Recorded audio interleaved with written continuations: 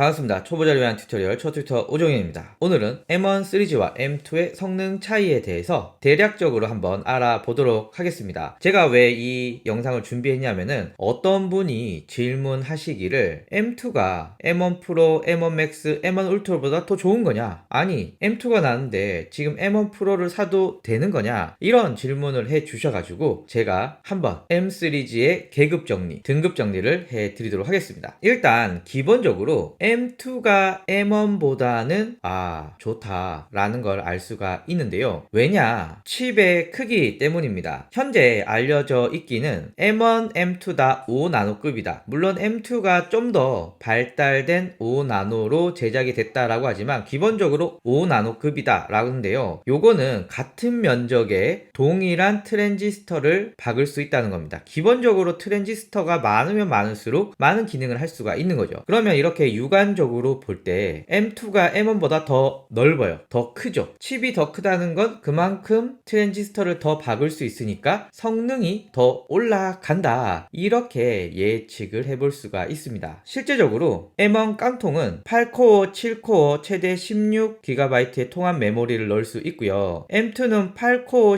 10코어, 24GB 통합 메모리를 최대로 넣을 수가 있습니다. CPU는 성능 코어 4개, 효율 코어 4개가 M1, M2가 똑같지만 GPU가 M2가 3개 더 많습니다. 여담으로 M1은 이제 8코어 CPU에 8코어 GPU를 구매할 수가 없습니다. 애플 공홈에서 옵션이 사라졌어요. 어쨌거나 구성은 비슷한 듯 하지만 GPU가 좀 더 많다거나 메모리를 더 넣을 수 있다거나 메모리 대역폭이 늘어났다거나 특히나 M2는 미디어 엔진이라는 것을 넣었습니다. 그래서 동영상 편집하시는 분들을 위해서 H.264, HEVC, 프로레스 같은 동영상 편집을 할 때 좀 더 좋은 기능들을 넣었어요. 다른 말로 하면은 난 동영상 편집을 안 하는데 라고 하시는 분들은 이 기능이 썩는 거죠. 안 쓰기 때문에. 그래서 M2의 더 넓어진 면적에 GPU도 넣고 메모리도 더 넣을 수 있고 메모리 대역폭도 확장하고 미디어 엔진도 추가해서 보다 더 성능을 좋게 만들었습니다. 그래서 애플이 발표한 자료를 봤을 때 18% CPU 성능이 뛰어나고요. GPU는 코어가 3개가 더 늘었기 때문에 35% 증가를 했습니다. 자, 그래서 기본적으로 M2가 M1보다 좋다. 오케이, 이해했어. 그런데 M2와 M1 프로, M1 맥스, M1 울트라 이거의 역학관계는 어떻게 되는 거냐? 성능 차이가 얼마큼 날까? M2가 M1 프로, M1 맥스, M1 울트라보다 더 좋은 거 아니냐? 라고 오해하시는 분들이 있는데 기본적으로 M1이라고 하는 이름만 똑같이 썼지 CPU의 아키텍처, CPU의 설계가 완전히 다릅니다. 그래서 제가 여기서 CPU 코어가 몇 개고 GPU가 몇 개고 뭐 성능이 어떻고 대역폭이 어떻고 이런 내용보다는 그냥 감각적으로 여러분들이 이해하실 수 있게 이런 예시를 들어봤습니다.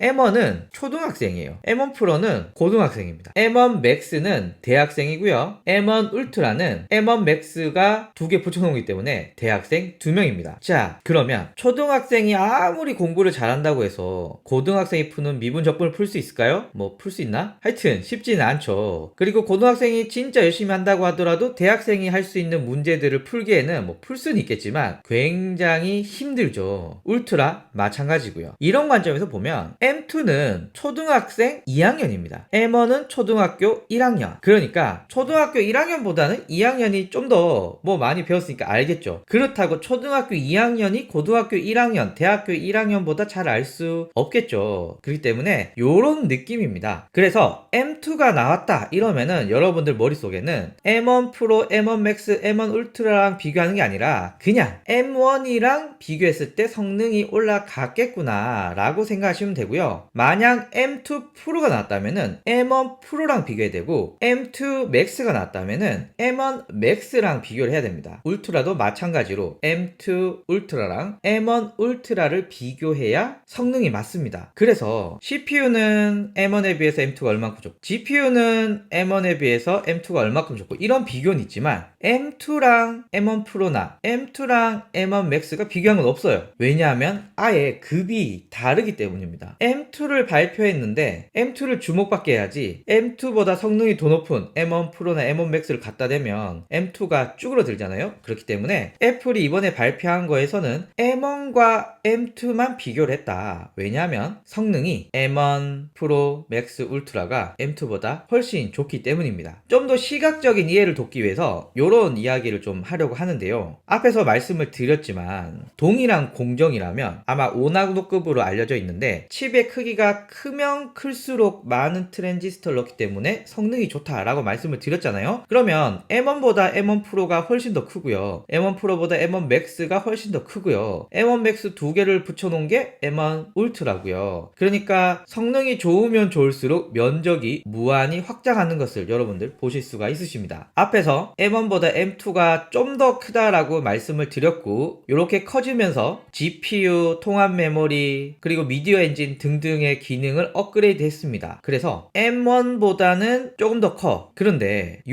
동일한 크기를 M1 프로에 비교해 볼까요? 누가 더 큽니까? M1 프로가 더 크죠. M1 맥스로 가볼까요? 와, 비교도 안 될 만큼 크죠. M1 울트라, 비교도 안 되죠. 물론 얘는 단순 비교입니다. 꼭 똑같다 이렇게 볼 순 없지만 그냥 여러분들 감각적으로 칩 크기가 크면 클수록 성능이 좋은데 단순히 칩 크기만 비교해 봤을 때는 M2보다는 M1 프로가 좋구나. M2보다는 M1 맥스, M1 울트라가 훨씬 더 칩이 크니까 성능이 좋구나. 그래서 M2랑 비교를 할 놈은 M1밖에 없구나. 이런 내용 말씀드리고요. 추가로 M1의 경우는 이 펜이 굉장히 중요합니다. 약간 느낌은 학생이 열심히 공부를 하고 있어. 거기에 에어컨을 넣어주느냐 안 넣어주느냐 이런 느낌입니다. 에어컨을 넣어주면 학생이 쾌적하게 기분 좋게 공부를 할 수가 있겠죠. 맥북 에어는 팬이 없어. 그러니까 발열이 막 올라가면은 CPU가 녹아버릴 수 있잖아요. 그래서 컴퓨터에서 CPU가 타버리지 않도록 성능을 계속 낮춥니다. 열이 덜 발생하게. 그런데 맥북 프로 13인치는 팬이 한 개 있어요. 이 팬의 역할은 뭐냐? 시원하게 해주는 거죠. 그러면 이 바람으로 인해서 온도를 낮추기 때문에 CPU가 타버리지 않는 거죠. 타버리지 않는다는 건 성능을 낮추지 않아도 된다. 이렇게 볼 수가 있고요. 요게 M1 맥북 에어와 M1 맥북 13인치의 큰 차이라고 보시면 됩니다. 팬이 있고 없고가 성능의 차이다. 칩은 동일한 M1이 들어가 있죠. 그런데 M2 역시도 동일합니다. 디자인은 M2가 훨씬 더 예뻐요. 제 개인적으로는 M2 맥북 프로가 이 디자인을 너무 오래 봐서 그런지 좀 질려요. M2 맥북 에어는 좀 새로운 디자인이고 실제로 못 봐서 그런지는 몰라도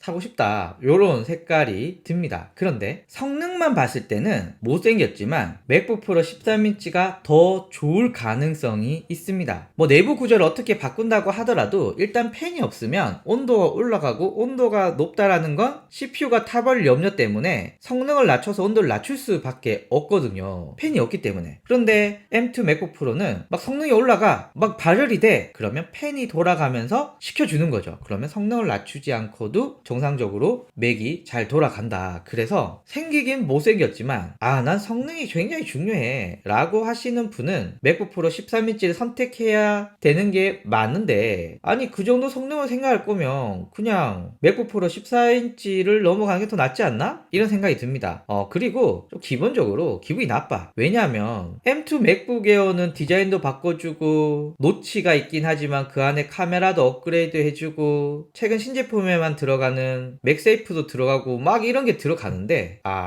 M2 맥북 프로는 그런 게 없어요. 다 구형 모델 그대로 들어가고 심지어는 카메라는 720입니다. 맥북 에어가 1080인데 맥북 프로는 720이에요. 그러니까 왠지 너무 성의가 없다. 내가 이 성의 없는 제품을 사야 되나? 좀 기분이 나빠요. 자, 그래서 정리하면 이렇습니다. M2 맥북 에어와 M1 프로 맥스 울트라 맥북 프로 14인치 16인치를 비교해 봤을 때는 M1 프로 맥스 울트라가 M2 맥북 에어보다 훨씬 더 좋다. 그러니까 두 개를 어떻게 비교하려고 하지 마라. 초등학교 2학년과 고등학교 1학년 정도의 수준차가 있다. 이렇게 봐주시면 좋고요. 그리고 기본적으로 코어가 다릅니다. GPU는 일단 10코어, 32코어, 64코어 물론 최대이긴 하지만 이렇게 다르게 넣을 수 있고요. 통합 메모리도 24, 64, 128 넣을 수 있고요. CPU도 8코어, 10코어, 20코어 이렇게 있는데 여기서 코어 뭐 두 개 정도면 괜찮지 않나? 이렇게 생각할 수가 있지만 맥북 에어는 기본적으로 어떻게 하면 배터리를 효율적으로 쓰냐에 좀 포커싱이 되어 있기 때문에 8개의 코어 중에 4개는 전력을 아끼는 코어, 그러니까 빡센 작업 못해, 전기를 아끼는데 쓰는 코어, 4개가 빡센 작업하는데 쓰는 코어이고요. 반면에 M1 프로와 맥스에 붙어있는 코어들은 2개는 전기를 아끼고 나머지 8개는 빡센 작업하는데 쓰는 겁니다. 그러니까 일꾼이 달라. 그래서 코어가 2개 차이가 난다라고 하지만 성능을 봤을 때는 M1 프로, M1 맥스가 훨씬 더 좋다. 물론 배터리를 얼마나 아끼느냐 반대겠죠. M2가 훨씬 더 전기를 아낄 가능성이 있겠죠. 그래서 M2를 기다리는 사람들 중에 M2 맥북 프로 13인치를 사기에는 좀 기분이 나빠, 안 사. 그러면 M2 맥북 에어를 살 거냐? 아이 좀 애매한데? 라고 하시는 분들은 M2로 나오는 프로 맥스 울트라를 기대하시면 좋을 것 같고요. M1이 나오고 M2가 나오는데 대략 2년 걸렸거든요. 그래서 올해의 M2의 프로 맥스 울트라는 안 나올 수도 있겠다. 아마 내년에 나올 가능성이 높겠다. 이런 예상을 해봅니다. 그리고 M1 맥북 에어로 영상 편집하기 좀 그랬는데 이런 분들은 M2에는 미디어 엔진이 붙어 있기 때문에 4K 영상, 8K 영상도 스트리밍 가능하다라고 하니 저 같은 영상 있잖아요. 주로 컷 편집이고 뭐 자막 효과 거의 없고 이런 분들은 M2 맥북 에어도 동영상 편집하는데 괜찮지 않을까. 사실 제가 M1 프로 16인치 쓰고 있는데 약간 오버 스펙이거든요. 그래서 간단한 편집을 하시는 분들은 뭐 M2 맥북 에어도 한번 고려해 보시는 것도 좋을 것 같아요. 자, 그래서 M1 시리즈 중에 M2는 M1보다는 좋지만 M1 프로, M1 맥스, M1 울트라보다는 낫다. 비교할 수가 없다. M2는 초등학생, M1 프로 맥스 울트라는 고등학생, 대학생이다. 이렇게 얘기하면서 마치도록 하겠습니다. 감사합니다.